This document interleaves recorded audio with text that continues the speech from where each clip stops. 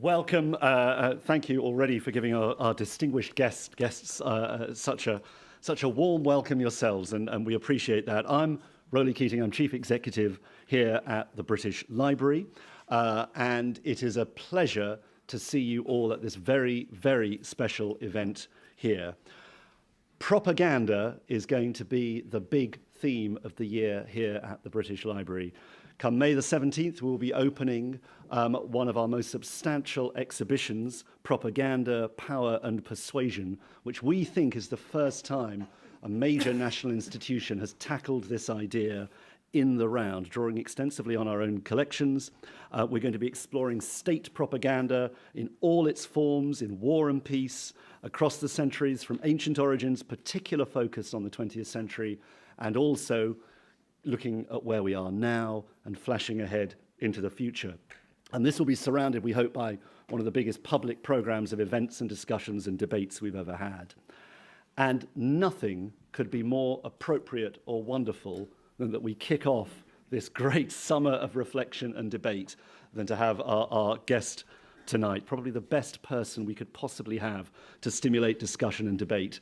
It's great to have him in London. Last night he was up the road, I think, at the Friends House, delivering the Edward W. Said London lecture, tackling, in that case, the Middle East. Tonight, Noam Chomsky, as I think needing very little introduction, he's been at MIT for over 50 years, is, of course, perhaps the most influential figure in modern linguistics, one of the greats of analytic philosophy. Also, though, of course, the very model of the engaged public intellectuals, someone who brings their wisdom, spirit, intellectual curiosity and passion to bear on the great issues of our time, most famously, most trenchantly perhaps, for his consistent critique of American foreign policy, state capitalism, and news media. And I think that may be part of our focus for discussion tonight. Noam has written over 100 books, but one that resonates to this day, and I think will for a very, very long time indeed, is Manufacturing Consent from 1988, which established, yes, the propaganda model or analysis of news media. Where 25 years on are we with that thesis? I think that'll be one of the questions we explore tonight as collectively we swim in a sea of social media, the internet transforming the provision and shaping of news in front of our eyes. Here at the library, we try to collect the news. We collect newspapers, we collect online materials, we try and create a record of how news documents and shapes our world. And I can think of no one better to challenge us professionally and intellectually as to how we do that than Noam, and I'm looking forward greatly to hearing what he has to say. It remains only for me to say thank you to the Eccles Center for American Studies, based here at the library. It was founded by David and Mary Eccles with a bequest in 1991, and it is one of the ways in which the wonders and depth of our American collections are celebrated year in, year out here. And events like this are typical of the kinds of events that the team put on, and we're very grateful for that. Also delighted to welcome Jonathan Freedland. He and I worked together in the founding days of BBC4, and it's very nice to be reunited here tonight. Of course, you'll have seen Jonathan's work in Britain in The Guardian. You may see him in the New York Times, New York Review of Books, and familiar as a voice to millions on Radio 4's The Long View, connecting past, present, and future. And I'm sure that's what we're going to hear tonight. So please, our distinguished speakers, thank you.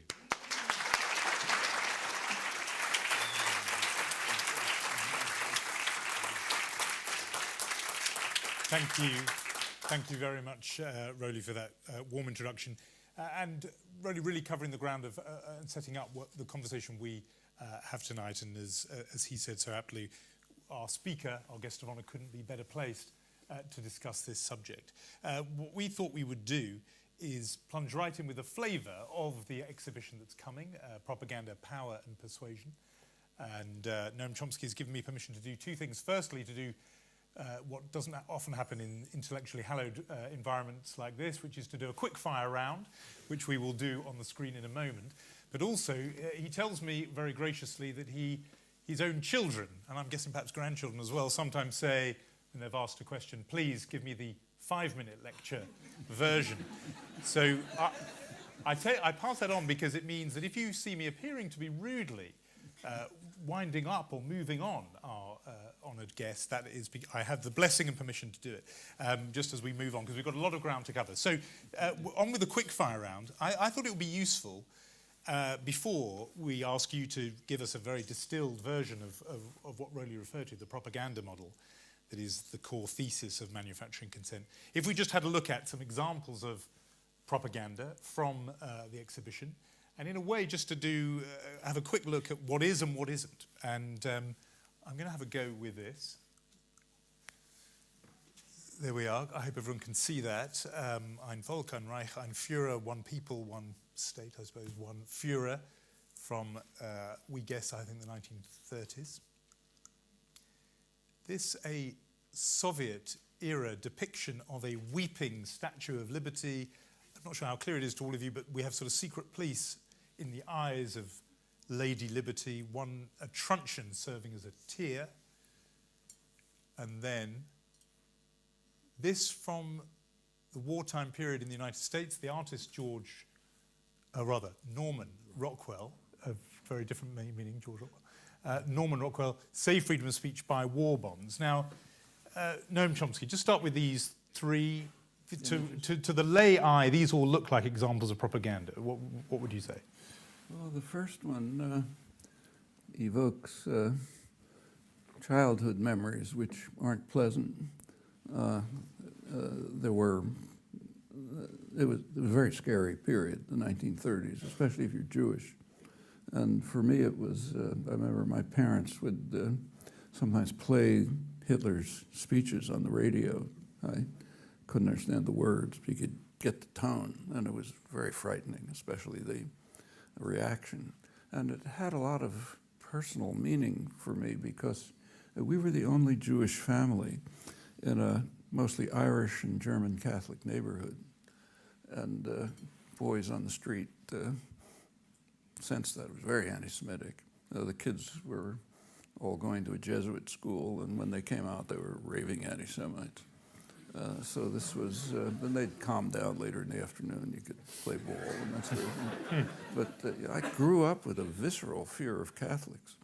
And the Irish were pro-Nazi because they were Irish. They hated the British, and the Germans because they were German. This is off our topic, but now that we have a Jesuit Pope, does that little... Well, did you give it a little tremble when you heard about that? Well, it changed enough so that when liberation theology came along, I got very close to the Jesuits. When I would visit, say, Nicaragua, I often lived in the Jesuit house, but it took a while to get over it because these childhood fears can be pretty deep.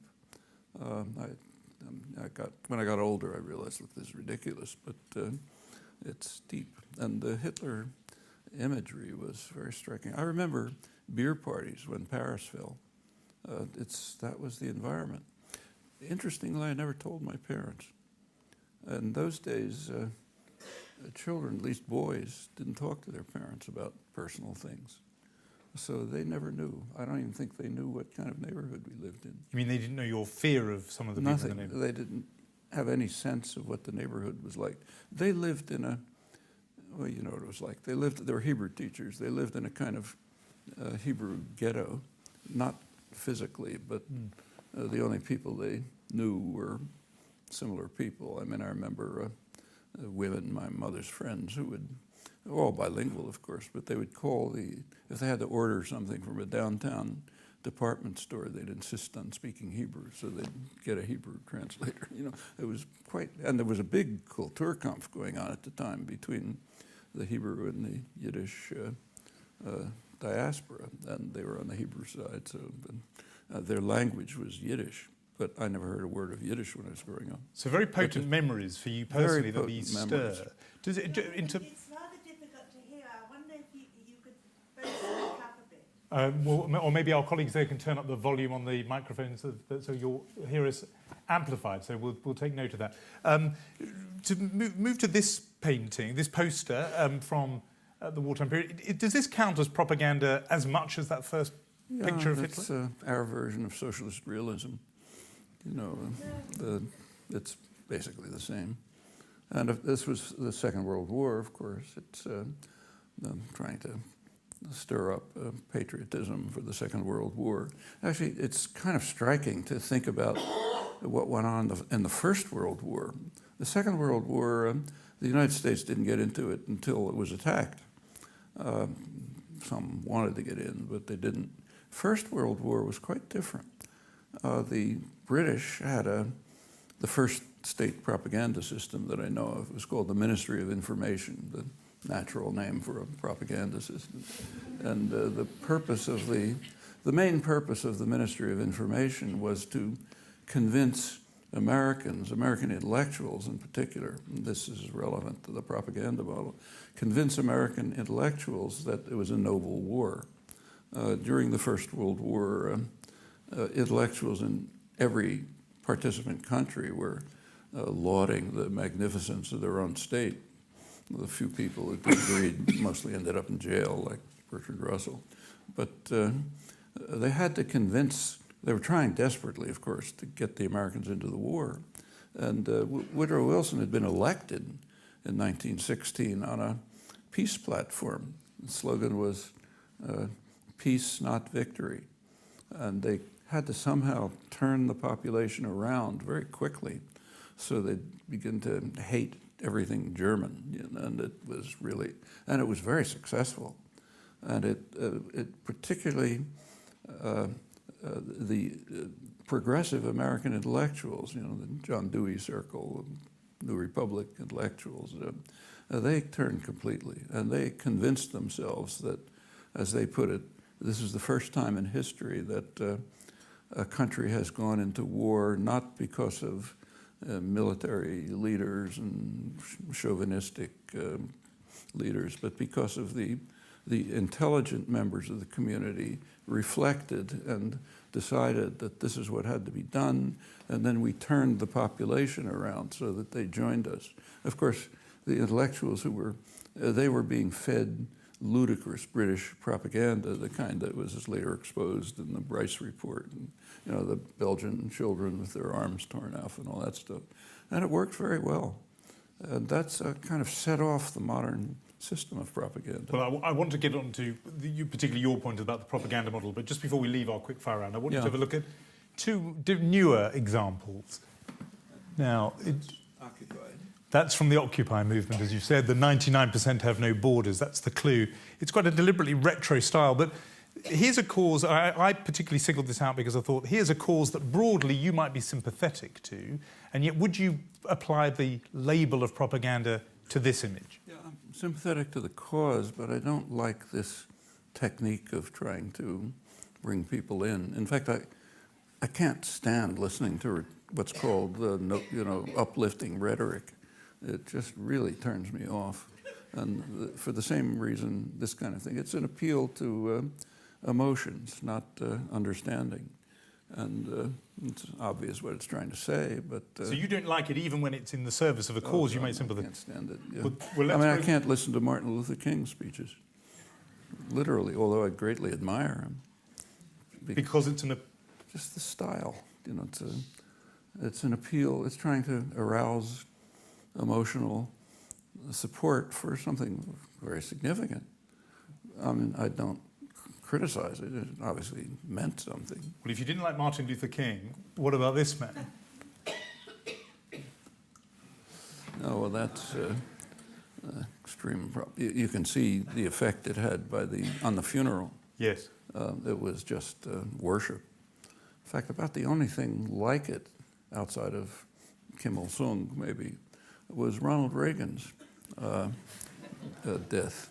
Oh. It was treated like a king had died. In fact, you can read publications of the Hoover Institution, at Stanford University, serious research outfit, describing Reagan as how do they put it, a colossal figure whose spirit hovers over us like a warm and friendly ghost. That's actually, George Washington was treated the same way. When the colonies had to create some sort of sense of national identity. I mean, the term United States was plural until the Civil War. There's a lot of states, and They tried to create a national identity. You needed a heroic figure. So in the early 19th century, there was a George Washington cult that was stirred. It's where you get these cherry tree stories and all that business. It was all concocted to try to show that he was practically not human. He was a noble gentleman. Some of it's very funny. For example, if you go to the Capitol building today, there's a statue of George around 1830, I think, of Washington in the style of a Greek god. You know, he's Zeus. And there was criticism of it. But the criticism was because he was wearing a toga and his shoulder was showing. But other than that, that's fine. He was God, you know, perfect Roman, perfect. And this would fit that category of myth making. It's the same kind of thing, and it leaves you cold, regardless of the cause. That was by way of preamble, really, and it's been very instructive already, this notion of myth making. But a lot of people in this room will have read Manufacturing Consent. I'm guessing quite a few will have read it several times and committed it to memory. But for those who haven't, and I'm quoting now your children, if you can give us the distilled version, the 5-minute lecture on what the propaganda model is, and you wrote the book originally in 1988, and then I want to sort of push you on how that stands now. Well, actually, I should say that most of the work on the propaganda model itself was due to my colleague, Edward Herman. He's a professor of finance. In fact, professionally, he was a specialist in corporate power and corporate control, wrote the standard work on it. And I mean, I agreed with it, but I can't take credit for it. It was mostly his initiative. And I didn't totally agree for reasons I'll tell you. But what it is a discussion of the institutional structure of the media. It's looking at the U.S. media, so not state media, but corporate media. And asks an obvious question. If you look at the institutional structure and you ask what content you would expect to flow from it, what would you predict? And briefly, without going into the details, the media are huge corporations, parts of larger conglomerates. They sell, like other businesses, they sell a product to a market. The market is other businesses, advertisers. The product is people. So they sell people to advertisers. So television, for example, makes no profit if you turn on the tube, but they get it from the advertisers. And the newspapers mostly lose money when you subscribe. They do better from the advertising. So the first part of it is it's major corporations selling people to other corporations. And then there are other factors, like it's very easy to show that the corporate system is very tightly linked to government. People flow in and out. And then the government itself produces just plain state propaganda, and that enters. And other factors like that. Now we ask, well, what would you expect to happen? What you'd expect to see overwhelmingly is a choice of issues and framing of issues which reflects the interests and concerns of the state corporate nexus. That's what you'd predict. And then the rest of the book is running through examples. It's been a little misunderstood. It's a lot of journalists regard it as a criticism of journalists. It's exactly the opposite. In fact, about a third of the book, the latter third, I suspect nobody ever read it, is a defense of journalists against attacks from liberals, from Freedom House. You know, the Freedom House wrote a vicious attack, couple volumes of attacks on American journalists for stabbing the United States in the back in Vietnam and losing the Vietnam War and so on. And it's two volumes, one commentary and the other the documentary background for it. And I'm kind of a masochist, so I actually read the documents. I'm probably the only person who ever read them. When you read the documents, you find that the commentary is totally falsified. And in fact, what it shows is that the journalists did an honest, courageous job. What they saw, they described accurately, and the criticisms are mostly fabricated. But they did it within the framework of an interpretation which is super chauvinistic.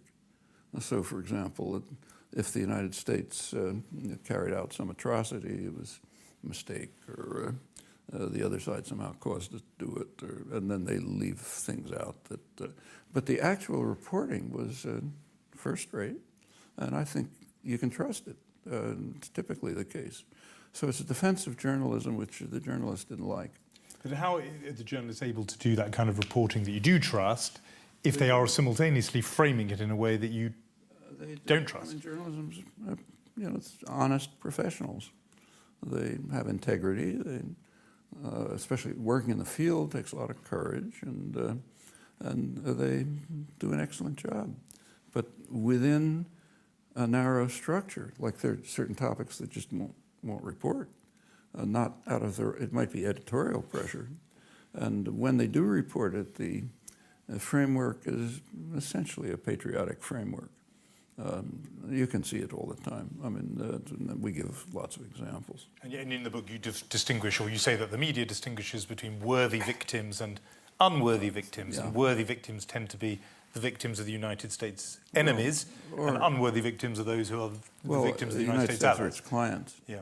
So when, say, the Russians invade Afghanistan, the Afghans are worthy victims because the enemy is attacking them.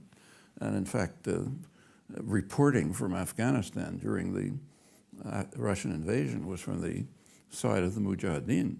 That's where reporters went to work with the guerrillas. And when the U.S. invaded Afghanistan, it's exactly the opposite.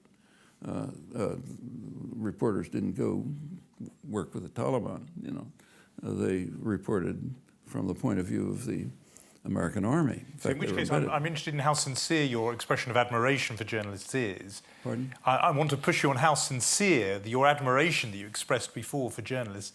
How sincere can that be if you're saying that they locate themselves on this side or that side, depending on what's going on? They accept the frame and the narrative. Yeah. That sounds like a criticism to me. Well, actually, that's the one point in which Ed and I somewhat disagreed about the whole thing. I think to have the book refer to the media is too narrow, because I think that applies to the whole intellectual class. That's the way intellectuals are, overwhelmingly, all through history. Intellectuals overwhelmingly are servants of power. Now, intellectuals write history, so when you read what they write, they look very noble and adversarial and so on. But when you look at what actually happened, all the criticisms we make of the media apply to them, and that's significant because none of the institutional factors hold in that case. The institutional factors that we looked at have to do with the corporate structure, the advertisers who purchase it, but that's not true. And that doesn't apply to the academy? That doesn't apply to a college professor. There are other pressures, but not those. But the outcome is pretty much the same. This is, again, slightly off the topic, but if that is the case, what made you so different? In other words, if even intellectuals are subsumed into this. There's always a fringe of dissidents. Any society you look at, there's a fringe of dissidents. They're treated badly, usually. This goes back to the earliest recorded history. So classical Greece. Who drank the hemlock? It was the guy who was corrupting the youth by worshiping false gods, And it wasn't the guys who followed orders. Or take a look at the same time, the other ancient records we have are the biblical records. In the biblical records, there are people who we would call intellectuals. They weren't, in the English translations, it's called prophets. That's a bad translation of a very obscure Hebrew word, which nobody understands. And they weren't prophets. They didn't prophesy. They were dissident intellectuals. They condemned the evil king. They gave geopolitical analysis. Said, you're leading us into disaster. You should be merciful to widows and orphans. These are dissident intellectuals. How were they treated? They were imprisoned, thrown into the desert. One of them, Elijah, was called a hater of Israel, Ofer Yisrael, by the epitome of evil in the Bible, King Ahab. That's the first use that I know of this notion, self-hating Jew. It's King Ahab referring to the prophet Elijah. And And they were all treated badly. Now, there were people who were treated well, flatterers at the court. A couple of centuries later, they were condemned as false prophets. And that's very typical. In fact, I don't know of a society where that's not true. But I've heard it said, just on this point about you, that if the argument that you've just advanced in manufacturing consent was completely right, the book should have gone nowhere and you should have been an obscure figure who was shoved to the margins. But the fact that you are this giant figure and the book is still cited and quoted... Not because of me, it's because of the popular movement. When I started giving talks about the Vietnam War in early 1960s, I was giving talks in somebody's living room or a church with 4 people, the minister, the organizer, a guy who wanted to kill me, and a drunk who walked off the streets. And that went on for quite a while. Finally, a popular movement developed, and when popular movements develop, people who have some degree of privilege can float above them. Actually, the same was true of Martin Luther King. I'm sure he would have been the first to say, if it hadn't been for young students sitting in lunch counters and riding freedom buses and getting beaten to a pulp by state troopers and everything that grew from that, nobody would have heard him either. Let's just, I said to you that we were going to just challenge a few things about it. The book was written in 1988. Since then, we've had this explosion of other media, social media, the internet, obviously, and access is now available to many who would at least consider themselves, and I want to hear if you think they would be right, but they would consider themselves outside the corporate media. They have their own voices separate to that exchange and need for advertising, etc. And in fact, just to illustrate the point, I tweeted earlier today that I was going to have this conversation with you and elicited this question from a Chris Wood here in Britain who said, can we still talk about dominance or hegemony in a world where there are so many competing sources of information and propaganda, the internet and blogs and Twitter, etc.? Does this change in the last 25 years render any part of your thesis out of date? It's not a great change. Like when I was growing up in the 1930s, there were all sorts of radical newspapers, I mean, every imaginable kind. In fact, as a kid, I'd go down to the Philadelphia Public Library, or analog to this, not the same, obviously, and spend Saturday afternoon reading radical periodicals. Every imaginable kind. And I got, you know what they were like. But they were other interpretations. Now, sources of information is not exactly correct because the internet access makes that easier. Like I don't have to go downtown to the library. I can punch something on my computer. But it's not that different. And they are not really sources of information. The information is still coming from journalists in the field. But is that right? Because I'm thinking of some of in the Arab awakenings, in Egypt and other places, people were reporting as eyewitnesses immediately in real time. It wasn't going through the filter of any journalist. Well, that's how we found out about it. But if you take a look, the internet was used and social media were used for organizing in Tahrir Square. But take a look at what happened when Mubarak tried to stop it by closing down the internet. It turned out it accelerated it because people just contact one another in other ways. But that's face to face. That is a profound change, isn't it? Because there you're saying that the authoritarian who in the past could have shut down the 6 state newspapers, he couldn't shut down that. If they had, then people would have reacted the same way, by face-to-face communication. You've got lots of ways of communicating. And that's just what they did in Tahrir Square. In fact, it didn't even hinder the demonstrations. So you don't feel that it's in any way made a change in sort of a change, but not in kind. I mean, in degree. It's much less of a change than, say, from the creation of libraries. I mean, that was a much bigger change. That gave people access to huge amounts of material that before that they couldn't have. In comparison, the internet is a small change, and which is fine. I use it all the time. I'm not criticizing it. But it's a little different from libraries, crucially different. In the case of libraries, you could be pretty confident that what you would read in the library is more or less serious. It had some value, otherwise it wouldn't have been preserved and stayed there. When you look at the internet, an awful lot of it is just total garbage. And if you approach it without any framework of understanding, which is what happens quite often, it can just be a source of deception. That's how a lot of contemporary cults develop. And you don't, I know you told me before that you consider yourself a technophobe. You don't use social media yourself. I don't use social media at all. I don't like them for other reasons. It seems to me they create, I can see with my grandchildren, they create very superficial appearances of relationships. Like a kid, thinking of a case, will write on Facebook, I'm having an exam this afternoon, and immediately 100 so-called friends will write back, who she never heard from, saying, gee, I hope you do well. And the kid thinks she has 100 friends. It's nothing, It's just replacing real friends by virtual friends. For somebody who doesn't use social media, I think you've got quite a good grasp of the teenage thing going on there. I've got experimental subjects. In the form of your grandchildren. I should promise that we are going to open this out to wider conversation and soon. There's a couple of areas I just want to probe before we do. Another change that's happened besides the internet change has been a kind of fragmentation of the big media that was still there in a big way in 1988.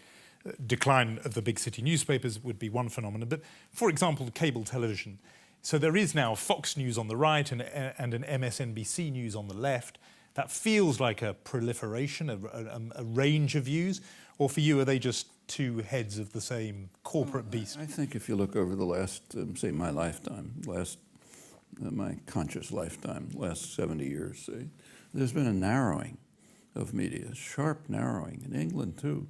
Remember that as late as the 1960s, the British tabloids, which are beyond junk, were serious newspapers, mainly labor newspapers, and pretty serious ones. The New York Post, which is a tabloid, that was the left-wing newspaper. Now it's beyond idiocy. The Daily Herald, I think it was the best-selling newspaper in England until the early 60s. It was a social democratic labor newspaper. It also had a lot of loyalty, reader loyalty. People read it. It was serious. It couldn't survive capital concentration in advertising. And in fact, if you look back from the 19th century till today, there's been a sharp narrowing of media. In the 19th century, there was a huge proliferation of media. Labor press, ethnic press, all kinds of things. But all these things are now there, aren't they, on the internet? But all these things are there now, aren't they, on the internet as blogs for every possible political strand? Then they were serious newspapers that people participated in. And it wasn't just anything that comes to mind, I'll write it down. They were committed, and they're very interesting. In fact, there's a very good book, which maybe some of you have read, on the reading habits of the British working class.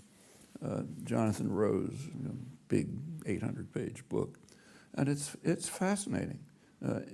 He concludes that working people in England had a richer cultural life than the aristocrats because they were really reading serious work. The same in the United States. You take a look at the labor press in the late 19th century. The press was written by Irish artisans from going to the mills, what they called factory girls, young women from the farms who were essentially being driven into the mills as the early Industrial Revolution. And it's very interesting, very insightful, very for them, there was no Marx, no European socialism, never heard about that. They were just writing from their own experience of the degrading character of the industrial system, which was destroying their culture, their independence, their freedom. In fact, one of the interesting things which is relevant, one of the things they denounced was what they called, this is 1850, the new spirit of the age. Gain wealth, forgetting all but self. Did you ever hear that? That was the new spirit of the age in 1850, and they were bitterly condemning it. And there's been 150 years of intense propaganda to get this sociopathic concept into people's heads. They were resisting it, much less now. And even in my childhood, there was still a wide proliferation of newspapers. I mean, in Philadelphia, where I lived, in those days, there was a morning paper and an evening paper, and then you got the New York papers, and it was quite a range. Well, that's certainly countercultural, that view that the media have narrowed rather than widened. Let me just get your quick responses on three things, and then we're going to open it up. The first one is something going on in Britain at the moment. Part of the thesis of manufacturing consent is that there is this convergence between the politics and the corporate interest. Right now, more or less as you landed here, there is this proposal from the government, in fact from all the political parties, to have a form of regulation that will be underpinned or backed by law, so the state. And on the other hand, the people opposing it are the big corporate newspaper groups. And there's this divergence of interest. And each one says they're doing the right thing. And the corporate business voice says, we're speaking for freedom of expression. Given that you lump the two together, you fuse them together in the argument, where do you stand with this argument? Who's right in this argument? Well, I haven't read the report yet, so I really can't comment. In fact, I don't wouldn't think let it's that published. hold you back in this environment. Yeah. But so I can't comment on it if it's even published. But divergences between the corporate sector and the state are extremely interesting, and they do happen on major issues. And they're very revealing, and the way intellectuals and the media deal with them is revealing. So take, for example, the U.S. crusade against Cuba. It's been going on for 50 years in virtually total isolation. The United States has practically been kicked out of the Western Hemisphere because of it, because there's so much opposition. When it comes up in the United Nations, the votes are, 180 to 2, United States and Israel. If you take a look at, it's very vicious. It includes a lot of terrorism, serious terrorism, strangulation of the economy, and it goes back to Kennedy, who was kind of insane about it. And it's persisted. And there's two interesting things about this. Public opinion on this has been studied for about 40 years.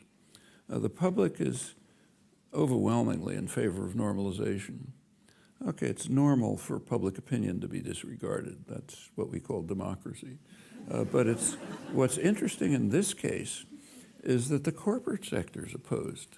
Big sectors of it, agribusiness, energy, pharmaceuticals. I mean, these are the guys who usually set policy, and they're opposed to it. But the state interest in punishing disobedience overwhelms the pressure from the corporate sector. I think that tells us something about international affairs. And it says something about because some people, if they crudely summarize your politics, would say you imagine the politicians are merely the tools of corporate interests. And here's an example where they are sovereign. They're making a decision against corporate interests. Sometimes transcendent state interests. It's not so much Congress, it's the executive. And they see themselves mostly as responsible for the overall health of the corporate system, not the parochial interests of particular corporations. And for them, it's a crucial necessity, and this runs right through the Cold War and much earlier, to treat the world kind of like the mafia. In fact, I think that's the major principle of international affairs. You don't read it in journals, but I think international affairs can very well be, a lot of it can be understood on the mafia model. The Godfather does not brook disobedience.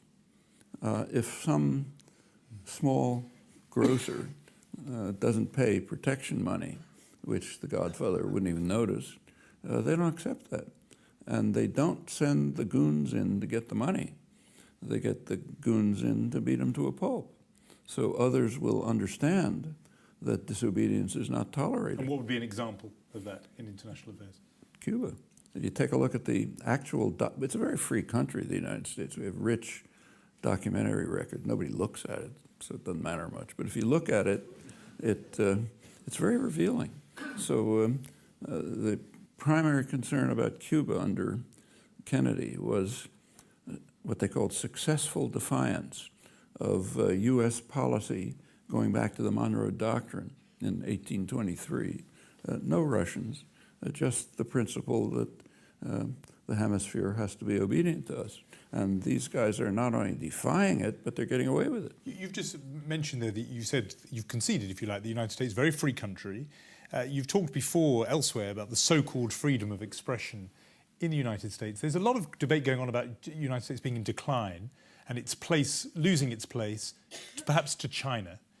Well, I mean, how do you, maybe don't get into the question of whether the US is going to be overtaken, but more narrowly, how the United States' freedom of expression and propaganda compares to other countries? Is the propaganda less coercive in the United States than it is, say, in China? Is there freer expression? Much more sophisticated. Go on. In fact, some of these images illustrate it. U.S. commercial propaganda, which grew out of the wartime experience of this great success and what they called manufacturing consent. That's not our term. We took it from an intellectual, Walter Lippmann, leading public intellectual. It was very successful. Out of that grew the public relations industry. Its guru came out of the Propaganda Commission in the First World War. Very impressed. And then commercial advertising was created. Now, it was called propaganda then. So the founding document of the public relations industry, written in the late 20s by Edward Bernays, was he was someone who had been in Wilson's Propaganda Commission. He called his book Propaganda. And it gives the standard doctrines of the intellectual classes, which goes back to the English Civil War. The people are rabble. They're stupid and ignorant. They're meddlesome outsiders, I'm quoting. And for their own benefit, we have to take care of them. It's straight out of Lenin. It's almost identical with Leninist vanguardism. The people don't understand. We're the responsible men. We understand. And for their benefit, we have to engineer consent.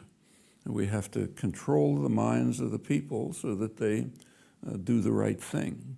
And that's our task. That's what propaganda is for, whether it's state or commercial. And the commercial cases were kind of interesting. Bernays himself made his reputation and became a great figure because of the first major advertising campaign that he ran. In those days, this is 1920s, women didn't smoke. And the manufacturers realized there's a big market out there losing. So he was hired to convince women to smoke. And he ran campaigns in which models would walk down Fifth Avenue holding cigarettes and presenting the image. You want to be cool and modern, you should, like the models, you should smoke. I don't know how many tens of millions of corpses he created, but he became a liberal hero for this. That's what commercial advertising was then until today, and it was very much admired. Goebbels picked up, he was very impressed by American commercial propaganda. It was called propaganda, advertising, we call it now. And in fact, the Nazi propaganda was modeled on it. And he describes in detail how Goebbels, how, simple images, appeal to the emotions, all that. And the Nazis picked it up and ran with it. Now, the Bolsheviks tried, and that Bolshevik picture is an example, but they were too crude to get away with it. So the Bolshevik propaganda you can barely believe. But given the sophistication of it, and you use the word sophistication, does that mean... What? You said how sophisticated it operates in the United States, but does it mean that you would trust information that you got in the American media less than information you would read in the Chinese media, for example? Chinese media is a joke. I mean, I was in China a couple of years ago, and I can't read Chinese, but they have an English newspaper, and you can kind of watch television and figure out what they're talking about. Anything written was so comical, you couldn't believe it. But what was interesting was what they didn't report. When I got back to the United States after a week in China, I discovered that there had been a massive traffic jam from Mongolia to Beijing with trucks sitting there for days because they couldn't get through. Nobody knew about it. There wasn't a word about it there. I found out when I came back. So for all your criticisms of the American media, there's still value in it. You still regard it as free relatively. You would It's say free because the United States has very little government coercion, but it has enormous obedience, which is kind of striking. And I think that relates to what I said about the intellectual classes. There's no coercion at all. The only coercion is, maybe you won't get a good review or something, but it's not like being sent to a torture chamber. Okay, well, I'm glad you made the distinction. Before we open it up, I wanted to cite another response that came in when I offered people on Twitter to suggest questions to you. And one of them was this, about Serb propaganda, in the Serb propaganda. Serb as in Serbian, yeah. And the question was, the suggestion was that I should ask you, why did he endorse Serb propaganda and imply the Omarska and Trnopolje camps were invented? Shameful, said this person on Twitter. And it was actually the person sending it was somebody who had themselves lived in Sarajevo during the siege of Sarajevo, who said, I was in Sarajevo at the time, I could see very well from where mortars and bullets were coming, etc. Now, you've had this battle with a few people publicly. Well, actually not. I never said anything about the Balkans. But I wrote about Kosovo, but said practically nothing about the Balkans.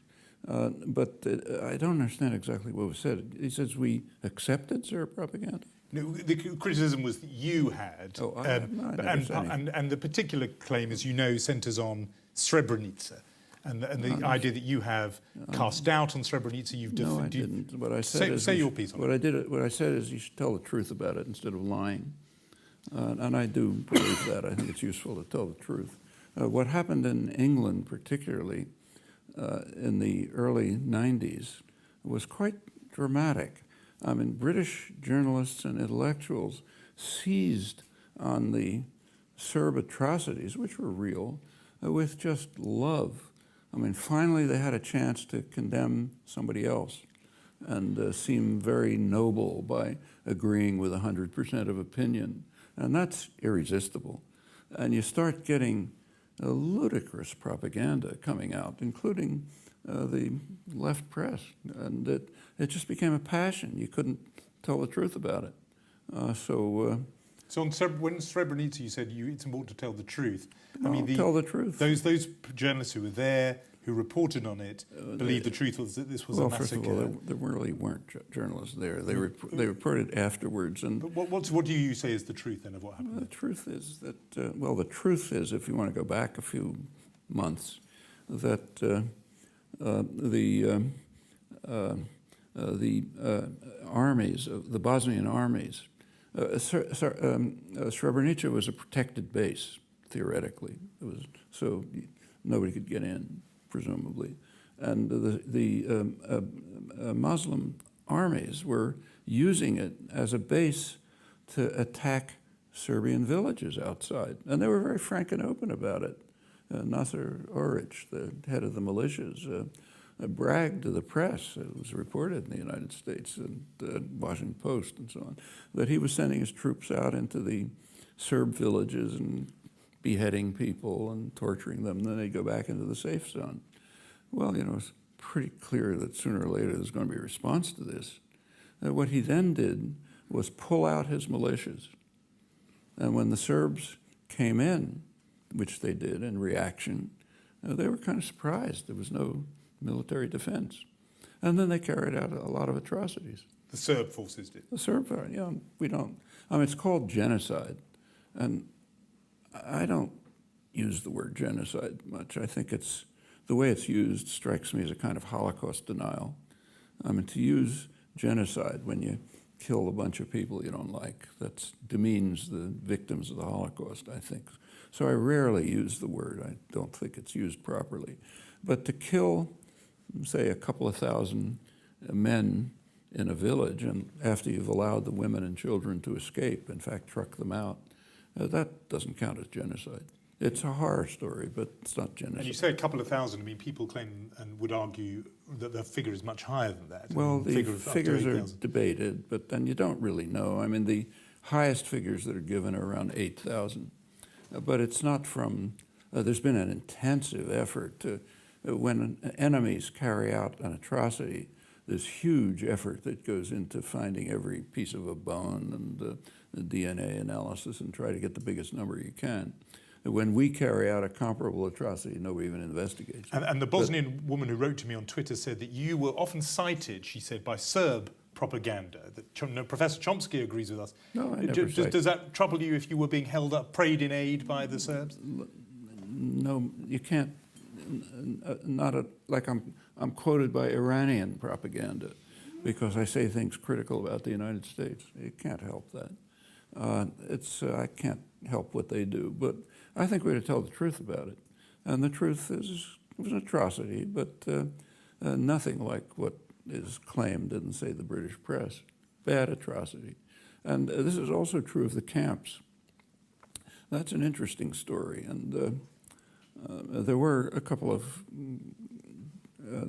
detention and concentration camps.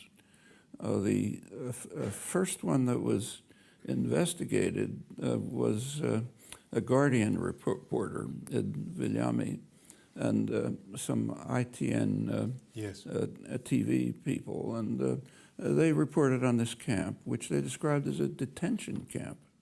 They pointed out that you weren't forced to stay there. You could read the early reports, the eyewitness reports. People could get out if you wanted. They were holding them there, but not a concentration camp. Later, the story changed. It became Auschwitz. Same journalists, incidentally, reported it as kind of Auschwitz in Europe. They just changed the story, not on the basis of new evidence. It's just the mood changed. There was a small newspaper, kind of crazy newspaper, LM it was called, yes, which had 4 people or something. They sent a photographer to the camps who took photographs and essentially confirmed the original story.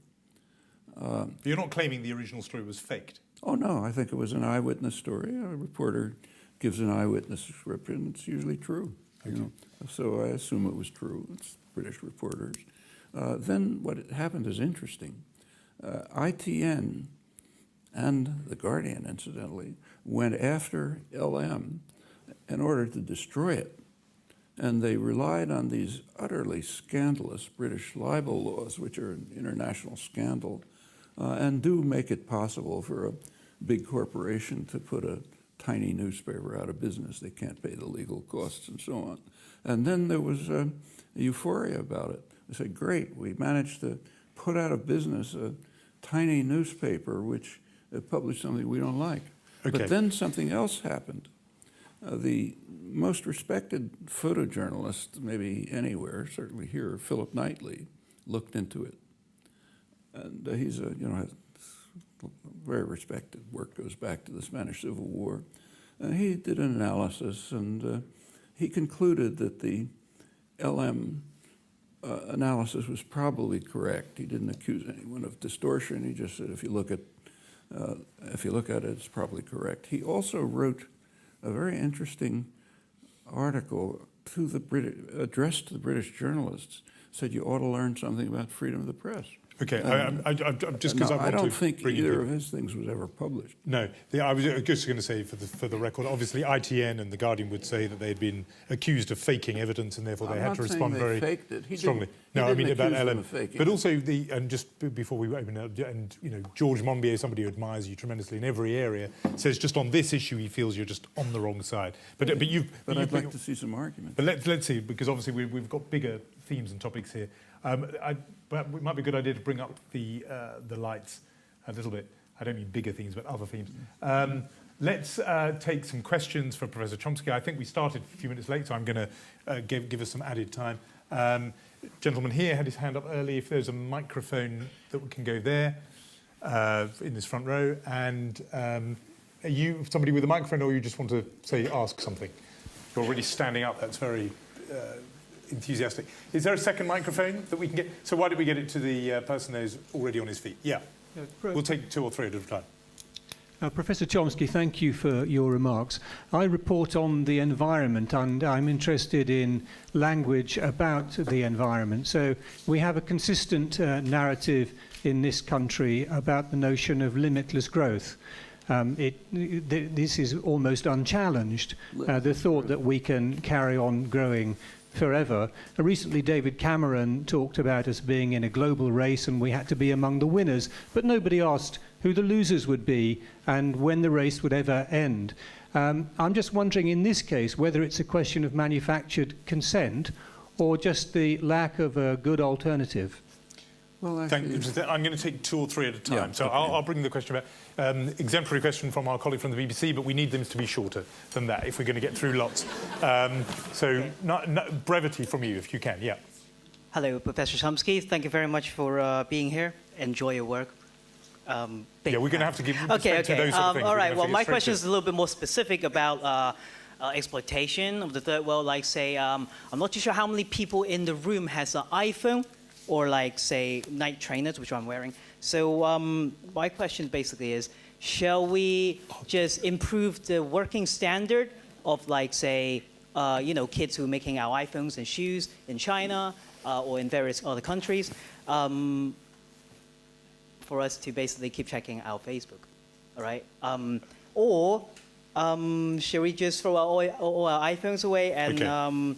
And yeah. Good, thank you. I got that, and I'll repeat it back to the professor when we're here. Have we got the microphone for this questioner here? And maybe we'll get one more in, and we'll do lots of rounds, so don't worry. Yeah. Short question. What are your thoughts about the rise of Chinese power on the world stage, please? Thank you. Good. And you were about to begin on that, and I sort of prevented you. And why don't we just tack on one more, since the microphone's there? Yeah, we'll hear from you. At the back. Yeah, hi, Noam, thank you very much for coming. I wanted to ask you a question. Earlier, I think you referred to comparison between the internet, between the internet and libraries. But I was just thinking to myself as you were saying that, isn't the comparison a little bit closer, they are connected, but a little bit closer to the development of the printing press? And isn't the nature of improvement of things to become more valid information helped by that? Because people will then start speaking to each other, communicating scientific articles and stuff, which will drive up developments. You've written some really interesting stuff, but it's become more interesting over time because people have said it's rubbish or it's only partly right or whatever, and you've had to adapt to that and develop it. And then the libraries have become full of much more valid, truthful, thank you. Questions. Good. I'm going to, don't worry, we're going to have other rounds and I will come back to you, so do that. Why don't we just go with that last question? The questioner said that you had in some ways said that the internet was not such a profound change, that the library was a much bigger change. And he was saying actually that maybe this is akin more to the printing press, the invention of the printing press, and that actually it would improve quality of ideas and debate because people will share and exchange ideas globally in a way they couldn't do before. Well, the printing press was a huge change. I mean, it dwarfs anything we're talking about. The libraries were a major change. The internet, from this point of view, is a small change and has mixed effects. As I mentioned, there's no quality control, peer review, which is okay. People should be able to say anything they want, but it makes it much less useful than, say, a library as a source of information. Now, the interchange of ideas is fine, but, we had, take, say, interchange of ideas between Britain and the United States, two countries that were pretty close. The biggest change in that kind of interchange came when sailing ships were replaced by steamboats or by the telegraph. It meant in the 19th century, instead of waiting several months to get an answer to a letter, on telegraph you get it instantly. Steamboats, pretty much. And now it's faster, but it's if you think about it in terms of increments, it's not huge. It's not as much as the others. Incidentally, that's true of many other things. So, say the invention of indoor plumbing had a much bigger effect on health standards than modern medicine. It's, all these things are fine, you know, but we shouldn't exaggerate. So Google, get to the back of the queue behind the toilet. Yeah. It's basically the argument. But I think that covers the ground that you'd also spoken about earlier. I wanted to push you on the next point, because I cut you off. You were about this China and US decline thesis. Yeah. The questioner asked about the rise of China and what you think about that, and particularly relevant to pop propaganda. It's very common to talk about US decline. In fact, you read the main foreign policy journals, it's one of the main topics. Is America over, America decline? Well, first of all, we should put that in perspective. The peak of American power was in 1945. At that point, the U.S. Totally dominated the world. It had half the world's wealth. It gained a lot during the Second World War. Industrial production quadrupled. Every possible competitor was devastated or destroyed. The security situation was incomparable. It was just enormous power. And American planners understood it, and they laid plans to how to run the world. Go through it. It's quite sophisticated and interesting. Well, that started to decline within 4 years. One of the plans was that the U.S. would control all of Asia. That's why other countries were not permitted to participate in the San Francisco Peace Treaty, the Japan Peace Treaty. And most of the Asian countries refused to participate, except Ceylon, I think, you know, Sri Lanka, British colony at the time, because the U.S. insisted that the only Japanese crimes should be from 1941 on. And they had already fought 10 years of war under Japanese imperialism. Those were the worst crimes. But the whole thing... Specifically on China. Okay, let's talk about China. That was 1949. That was 45. In 1949, a very significant event occurred. It's called the loss of China. China was supposed to be a part of the American empire. And this event, China moved to independence. Actually, the phrase is interesting. Like, I can't lose your computer, right? I can lose my computer. But the loss of China means we own it, obviously. In fact, we own the world, and we lost it. And then one of the big issues in American domestic politics ever since then is who's responsible for the loss of China, you know? Nobody even questions that. It's a good example of how good propaganda really works. It presupposes that we own the world, and then you discuss things within that assumption.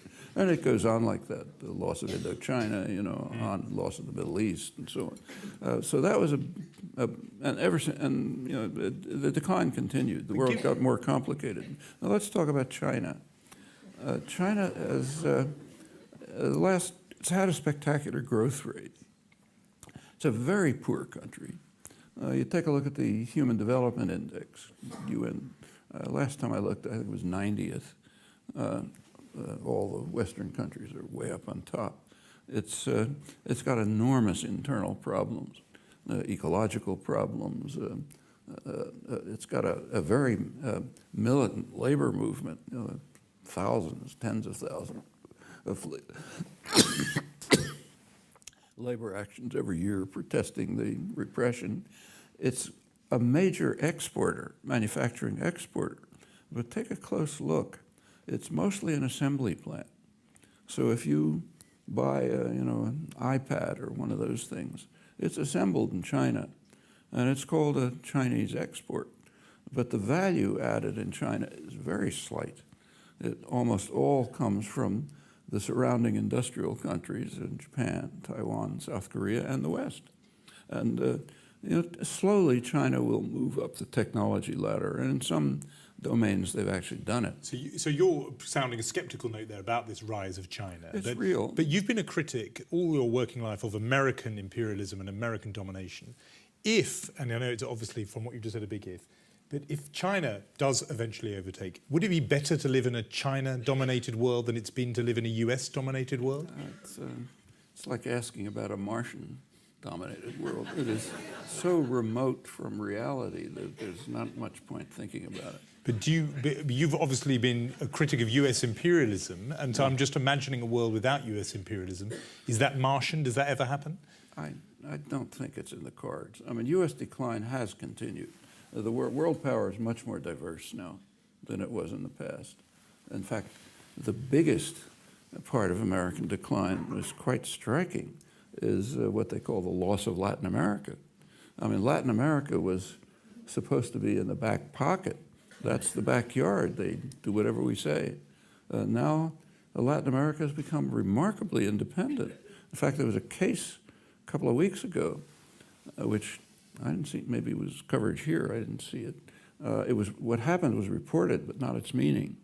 There was a study that came out by the Open Society Institute called Globalizing Torture of Rendition, which is a terrible crime. And it studied the countries that participated in the U.S. globalizing torture campaign. Well, included most of Europe, included England, included Sweden, and so on. It included the Middle East, because that's where people were sent to be tortured by the dictatorships. It included Asia, included Africa. One continent was totally missing. Not a single Latin American country was willing to participate. And this is doubly significant. For one thing, that was always, as I said, the backyard. They did what we said. And furthermore, as long as the U.S. ran it, it was the torture capital of the world. That's just 15 years ago, 10, 15 years ago. Now it pulled totally free. It's interesting the way that's interpreted in the literature. So there's an article coming out in Foreign Affairs, the main establishment journal, by Michael Shifter, one of the leading specialists on Latin America. He describes how up till 20 years ago, everything was going wonderfully in Latin America. The countries were modernizing. They accepted the Washington Consensus. In fact, they were getting ruined, but forget about that. In fact, they were revolting against it. So everything was going great. They were moving towards democracy and markets and under the benign influence of the United States. And then something bad happened. An evil demon appeared, Hugo Chavez, and he destroyed everything. Because of him, Latin America is going off in this crazy direction. They don't even he didn't say this, but they don't participate in globalizing torture and so on. Now, Chavez is regarded as an evil demon in the Western press. In fact, the coverage of Chavez is astonishing. It's, there's plenty to criticize, not criticized it, but he is, the treatment of his is like, I don't know what, Hitler or something like that. It's to the extent that the ceremony at the funeral, if you read the American press, it says what a terrible guy he is. The funeral, Ahmadinejad showed up and all these bad guys. You're the one who compared him to Reagan, which is, I don't know whether he's ever going to recover from that. But I want to get your question answered to that question. What actually happened is that every country in the Western Hemisphere, except the U.S. and Canada, sent the president. Most of them declared days of mourning. And Lula wrote a very supportive comment on him. This is all the right-wing presidents, Piñera, Santos, and others. The U.S. sent a delegation, which the leading member was a nice guy. He's a former congressman, House of Representatives, who was kind of involved in Latin America. That's the U.S. delegation.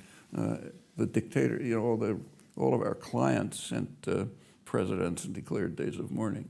But try to find something about this. Let's just get you on these two questions, which I'm going to link. The first one was about limitless growth and the idea that, despite the impact that is going to have on the climate and on the environment, is that too an example of manufactured consent?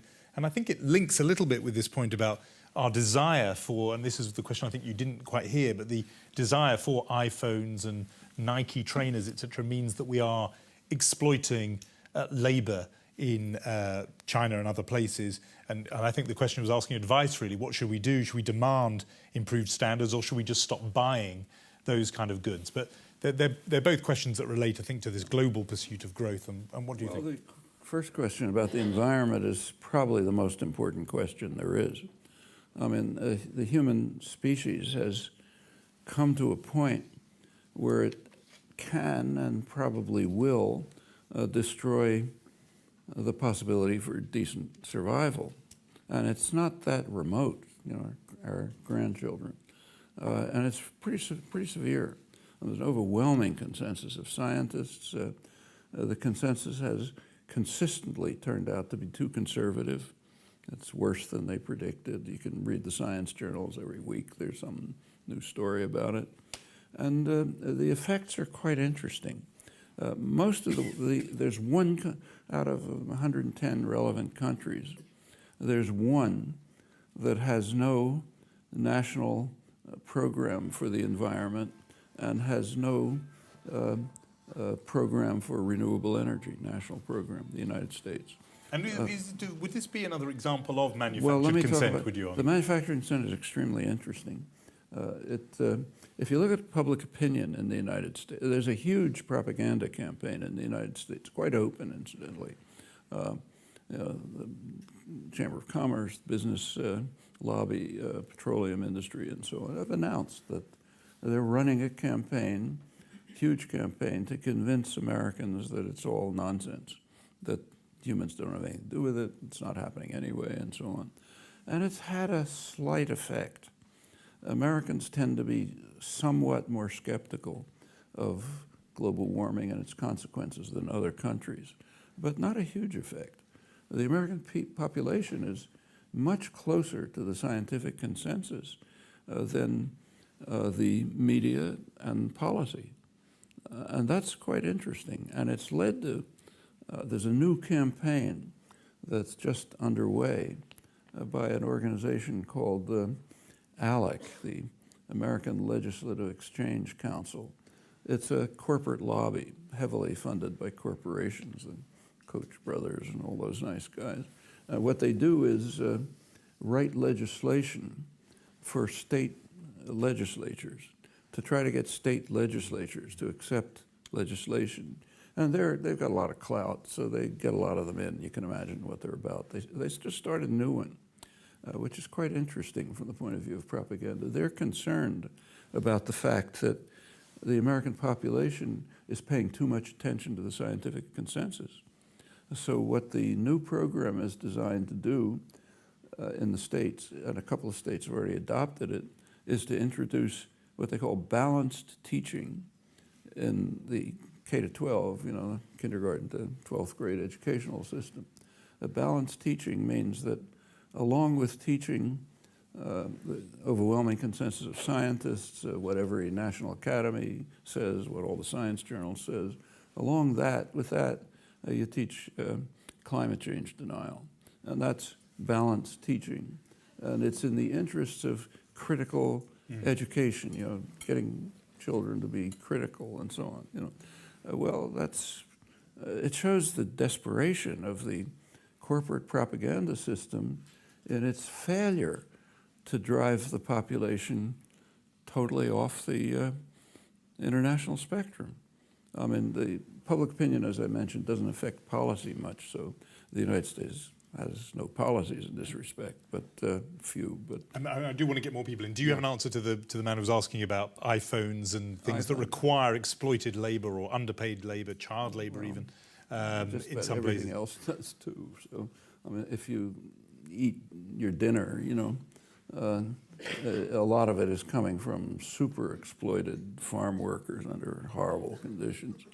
And you can't look at anything in a capitalist system which doesn't involve extensive exploitation. Whether we should have iPhones or not, I mean, I don't have one, but if people like them, okay, nothing wrong with it.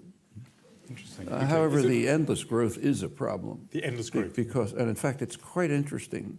Here's another thing which is not being discussed and should be. If there's ever a historian a century from now, there may not be, but if if we don't succeed in destroying civilization, which we're trying hard to do, and there are historians around, and they look back at what's happening now, they'll be astonished. I mean, the evidence for the climate problem, serious problem, maybe catastrophe, is overwhelming. And there are various reactions to it. At one extreme, there are groups that are trying to do something about it. If you take a look, they're mostly indigenous societies, the uncivilized part of the world, the Canadian First Nations, the Australian Aboriginals. In Latin America, it's quite striking because there's a substantial indigenous population there. They didn't wipe them all out the way the English colonists did. We're much more efficient. But so there's a pretty big indigenous population, and the countries that have a strong indigenous population, they're way in the lead in doing something about it. The most interesting case is Ecuador.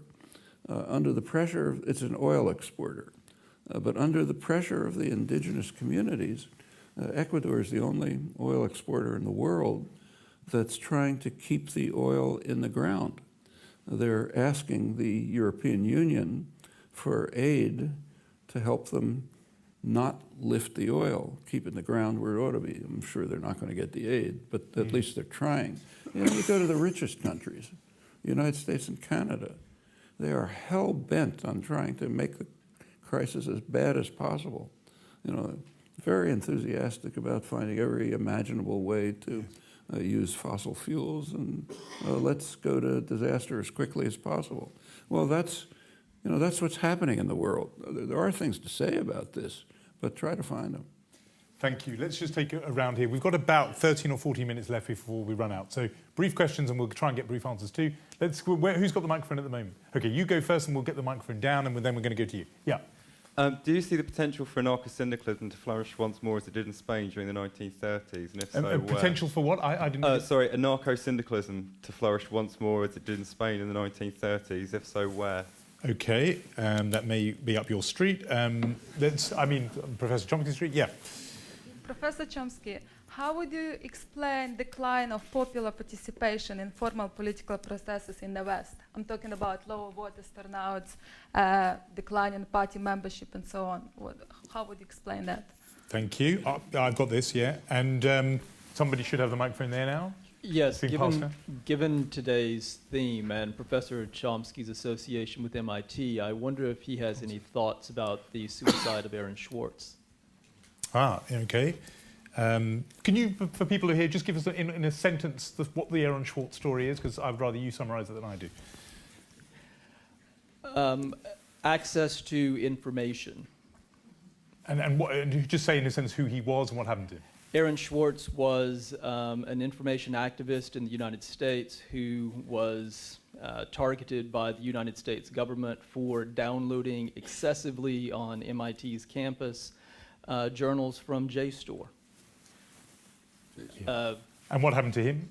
He killed himself. Thank you. That's why I wanted you to tell the story. That's it, rather than me. OK, and... it's just a question of two parts. It was discussed how the media has massively narrowed in breadth between the 19th century and the present. Do you see this as part of a wider trend of reduced political innovation as a result of corporate propaganda? And then part two is, if so, how is it possible to subvert this trend? OK, good. And since this may well be our last little go-round, we'll squeeze in a couple more, and I'll try and sort of bunch them together. So the gentleman there has got his hand up. We've managed to get through the whole evening not talking about the Middle East. Could we have a quick précis? See? We were doing so well as well. Go on. There we are. If you dismiss the internet as a forum, how does a disempowered individual counterbalance the onslaught of mainstream propaganda? Thank you. And last one from here, yeah. Yes. Talking about nowadays, for example, we don't have the helmet to deal with dissidents. But I wonder if you could give us a contemporary example of how, for example, with the use of propaganda, dissidents get silenced. An example of how dissidents get silenced? Get silenced, yes, with the use of propaganda. Rather than of how they can fight back? Perhaps a personal example. Yeah. OK, well, let's see if we can... I can think there's a couple there that pull together well. The question that came in two parts was talking about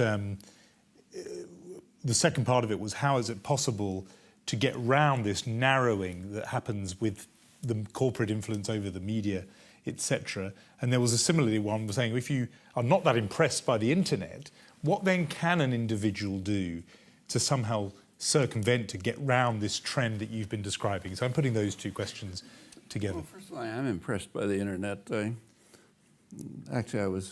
It was developed in the lab where I was working in the 1950s and 60s. I remember that most of the high-tech culture comes out of the state sector.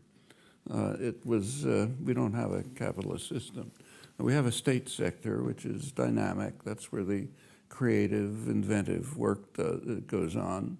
The whole IT revolution, including the internet and computers and the rest of it, most of it was developed in the state sector, places like MIT. In fact, the very building lab where I was working in the 50s and 60s. That's where the serious work was done.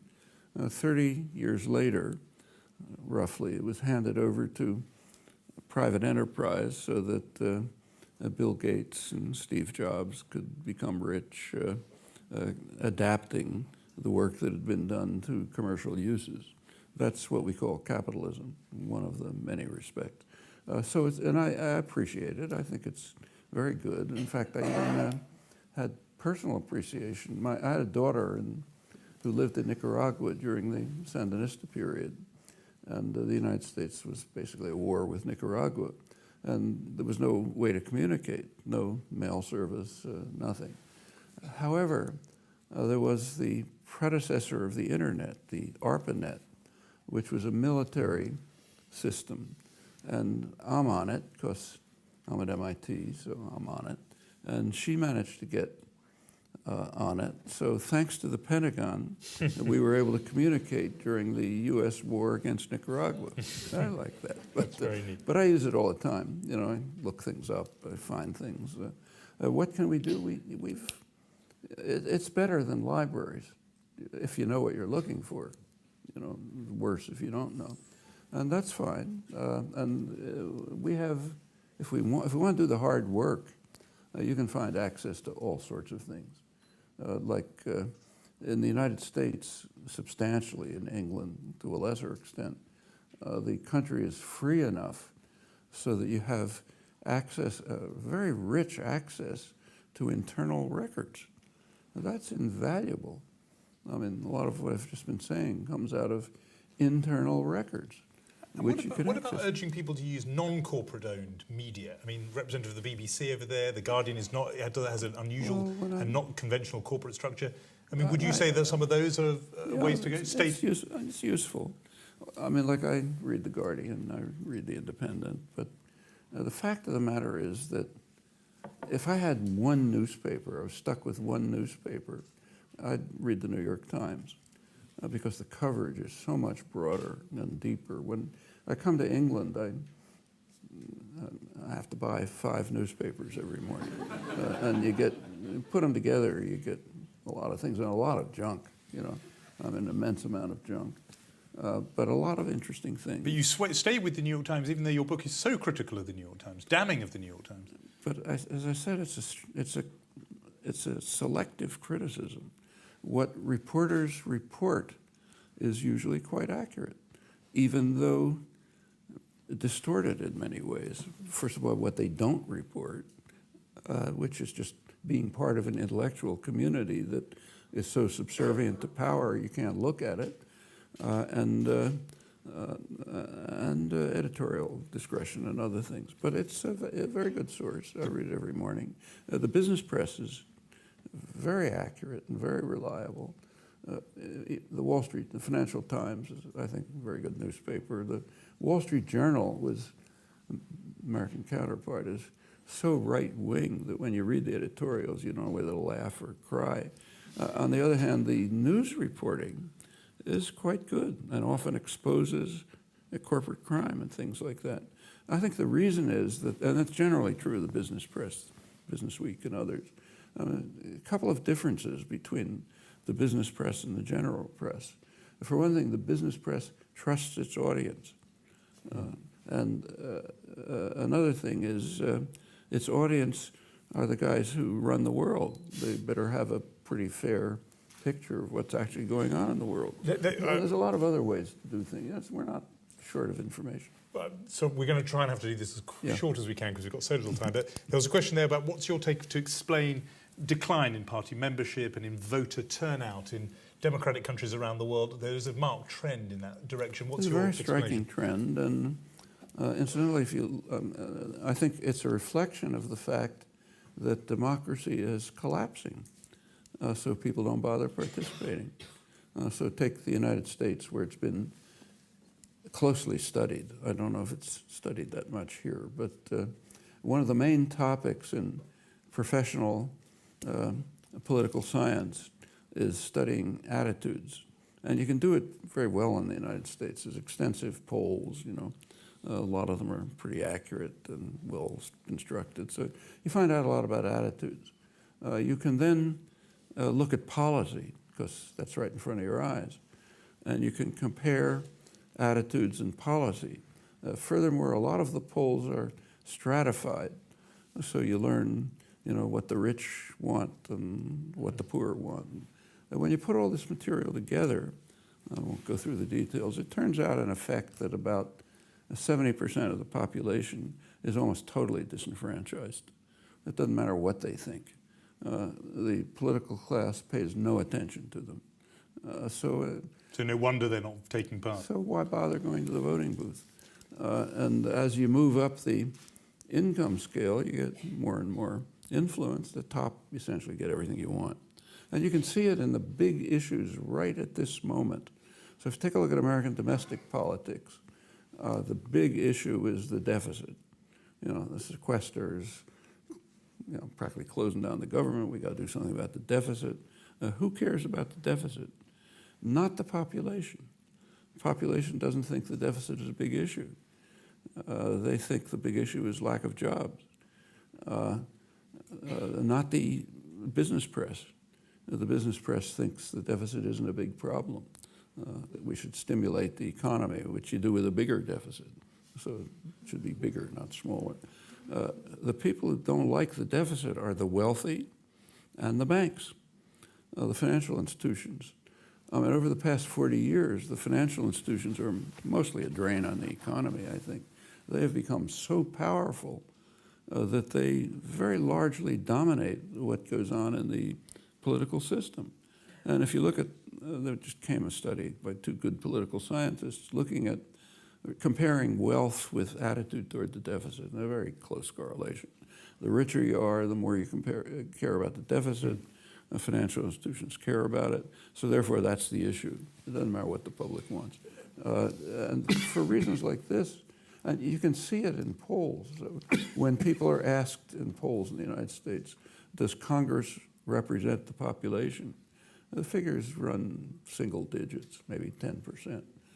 So people have no faith in it. It doesn't have anything to do with us. In fact, one very dramatic illustration, which nobody ever talks about, but you should think about, is attitude toward taxes. In the United States, on April 15th, you pay your taxes. In a functioning democratic society, that would be a day of celebration. We're getting together to fund the projects that we decided on. In the United States, it's a day of mourning. An alien force is descending on us to steal our money. It has nothing to do with us. In fact, attitude towards taxes is a pretty good index of the extent to which a democracy is functioning. And you can look at it and see yourself. So I think it's reasonable and natural for people to stop participating.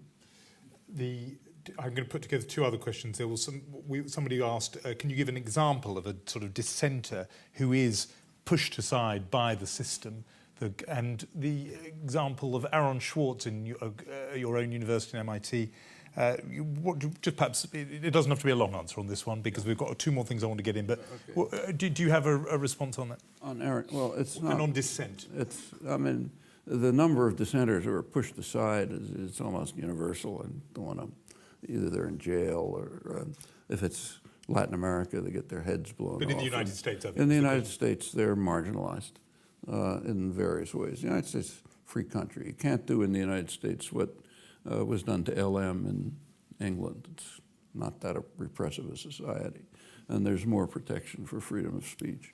But they're essentially, they can't get jobs, they're marginalized, vilified, all sorts of things. Not much punishment, frankly, but it's real. Aaron Swartz is a different case, and a very interesting one.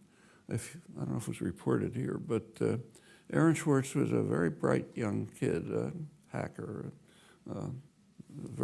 did very interesting work on computers, and he was part of the hacking community, which is in favor of opening up all sources. And the way he went about it was he broke into the MIT computer system and what they call liberated JSTOR. JSTOR, for those of you know, is it takes articles in professional journals, and libraries or individuals, they can do it, subscribe to it, and then you can get internet access to articles coming out in journals. So Aaron, he's a very nice kid. He committed suicide. What happened is he broke into the MIT system. He freed up JSTOR. JSTOR called for, pressed MIT to do something about him. He was stealing their stuff. So they called the police. They didn't know who it was. They identified him. Then the federal prosecutor got involved, actually the state prosecutor, and proposed a ridiculous sentence. Should have been a misdemeanor or something. But she said, you know, I'm going to go to jail for 40 years or so. He committed suicide. Actually, there was a plea bargain offered that he should agree to a jail sentence for a couple of months. And that would be, but the family didn't want that. And he committed suicide. It's a terrible event. I mean, everyone involved should have pressed the prosecutors not to do anything. However, there's another issue which ought to be thought about, and it has to do with freedom of information. If you take JSTOR and make it public, JSTOR goes out of business. We live in a capitalist society. They can't survive if they don't get subscriptions. If JSTOR goes out of business, nobody has access to the journals. So the next step is, okay, let's liberate the journals. In that case, the journals go out of business, and nobody has anywhere to publish. You can't just liberate things, pretending you don't exist in the world. A lot of young kids think you can do that. They're not thinking it through. Well, there are ways around this, but the ways around it involve collective action of the kind that doesn't fit with the new spirit of the age. What ought to happen is that there ought to be a public subsidy for creative work. Okay, then there wouldn't be any copyrights, there wouldn't be patents, a huge saving, incredible savings, and everything would be open. But that requires doing something together, and we're not allowed to do that. We have to be out for ourselves. You know. The very last thing is I'm going to give you a choice, since we've been talking about freedom partly. You can either take the question about anarcho-syndicalism and where it might pop up in the world. You have described yourself in some places as an anarchist or with anarchist leanings. So where might it come? Or you can give us a précis of your views on the Middle East when we are already 9 minutes over time. So the choice is entirely yours. Well, the question about anarchism, I think there's a simple, inadequate, but simple answer. If you take a look at what anarchism has meant over the centuries, it varies all over the place. It's a very broad range. But there's one theme that runs through it, and I think it's an important one, and I think recognizing it, everyone ought to be an anarchist. The theme is that hierarchy, domination, control are not self-justifying. They require a justification, and that's true whether it's a patriarchal family or international society or anything in between. Now, if they can't give the burden of proof is on those who exercise authority. If they can't give a justification, which is almost always, then the system ought to be dismantled. In my view, that's anarchism. Then there's a lot of variants. And I think it's a very powerful notion. A lot more to say about it, of course. On the Middle East, it depends what you're talking about. I mean, if you take a look at it, well, it's just for simplicity, let's take U.S. politics, most important country in the world.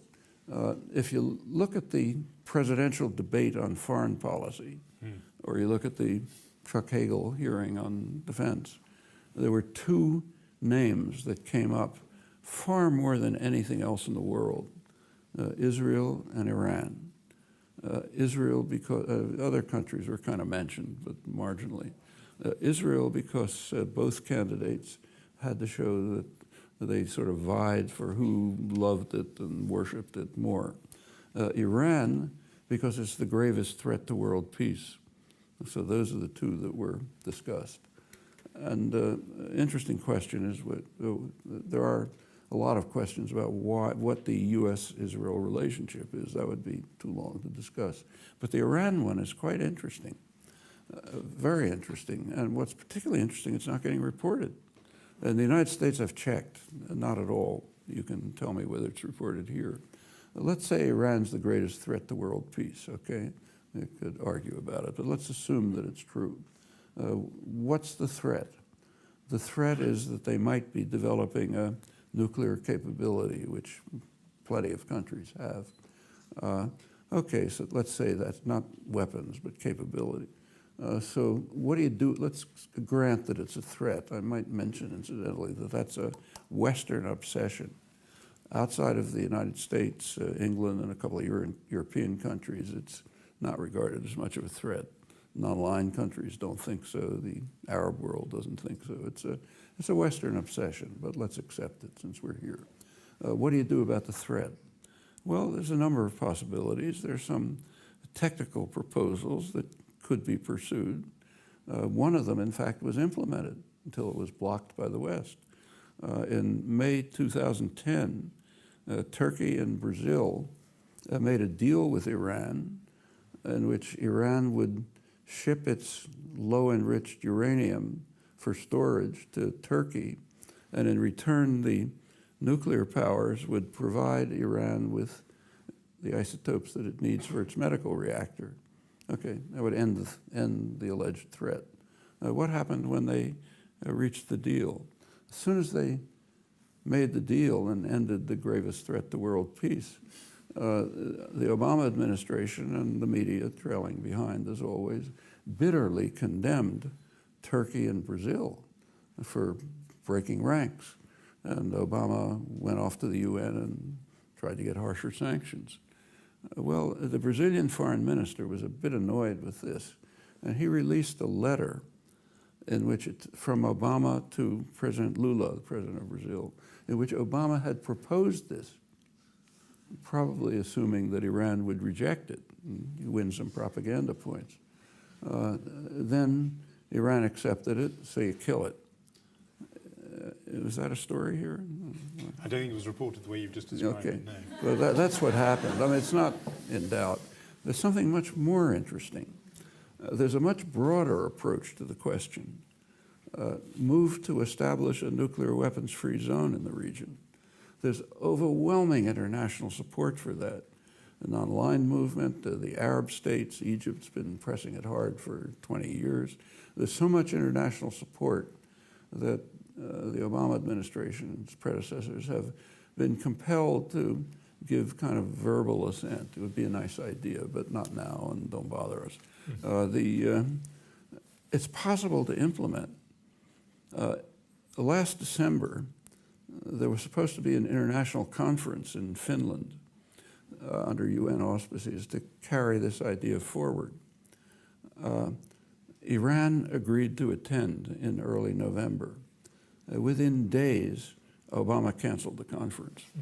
Well, there's more, but I'll stop there. You know, this ought to be front-page headlines. In the United States, not a word. Here, probably the same. Well, this is not a case of reporters distorting the facts. It's reporters being so obedient as part of the intellectual culture, like other intellectuals don't report it either, so subservient to state corporate power that you just don't report things like that. You don't look even.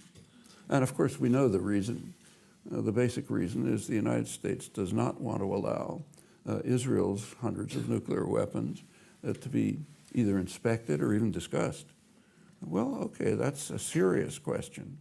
I might say that the U.S. strategic analysts, many of them disagree. So the former head of the Strategic Command, which controls nuclear weapons policies, is developed one of the founders of the whole deterrence theory and so on. He said it is dangerous in the extreme in the cauldron of animosities that we call the Middle East, for one country, meaning Israel, to have hundreds of nuclear weapons, which encourages others to develop them. Well, that's pretty important. Try to find that. I mean, I've quoted it, a couple other people, but and he's correct. It is dangerous in the extreme, but that doesn't fit the paradigm, so it's not discussed. And as I said before, I don't think that our institutional analysis really accounts for this, because it's over the whole intellectual community, and the institutional analysis doesn't apply there. I'm glad to hear it's not just journalists who are in your sites, but it's a larger and deeper problem. You've explored it and expounded it with such clarity. I know that the people here would probably have stayed for another hour and a half gladly to hear more of you. The exhibition, Propaganda, Power and Persuasion, opens here at the British Library 17th of May and runs till the 17th of September. It only remains for all of you to join me in thanking Professor Noam Chomsky. Thanks very much.